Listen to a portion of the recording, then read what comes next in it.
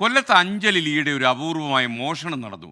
മോഷണം മുതൽ ഈ മോഷണത്തിൻ്റെ കാര്യം മുതൽ മോഷണ സാധനം തിരിച്ചെത്തുന്നവരെയുള്ള സന്ദർഭങ്ങൾ സിനിമാ കഥകളെ പോലും ഞെട്ടിക്കുന്ന രീതിയിലായിപ്പോയി. കാണാം നമുക്ക് ആ മോഷണത്തിൻ്റെ വിശേഷങ്ങൾ. ചില്ലറ മോഷണമല്ല കേട്ടോ. ഇടയം സ്വദേശി സിന്ധു ഏറെ ആഗ്രഹിച്ചു വാങ്ങിയ 1.5 പവന്റെ മാല ഒരു മാസം മുൻപാണ് മോഷണം പോയത്. സിന്ധു തൊഴിലുറപ്പിന് പോയ തക്കം നോക്കി വീടിന്റെ മുകളിലത്തെ വാതിൽ തകർത്ത് അകത്തു കടന്ന മോഷ്ടാവ് മേശയിൽ നിന്ന് മാലയും 9,000 രൂപയും മോഷ്ടിക്കുകയായിരുന്നു. പിന്നാലെ സിന്ധു അഞ്ചൽ പോലീസിൽ പരാതി നൽകി. ഇനിയാണ് ട്വിസ്റ്റ്. സിന്ധുവിന്റെ വീടിന് 1 കിലോമീറ്റർ അകലെയുള്ള ക്ഷേത്രത്തിൽ കാണിക്കാവഞ്ചി തുറന്നപ്പോൾ അതിൽ കിടക്കുന്നു മോഷണം പോയ സ്വർണമാല. സിന്ധുവിന്റെ മാല മോഷണം പോയ കാര്യം നാട്ടുകാർ അറിഞ്ഞതുകൊണ്ട് ക്ഷേത്രഭാരവാഹികൾ മാല പോലീസിൽ ഏൽപ്പിച്ചു.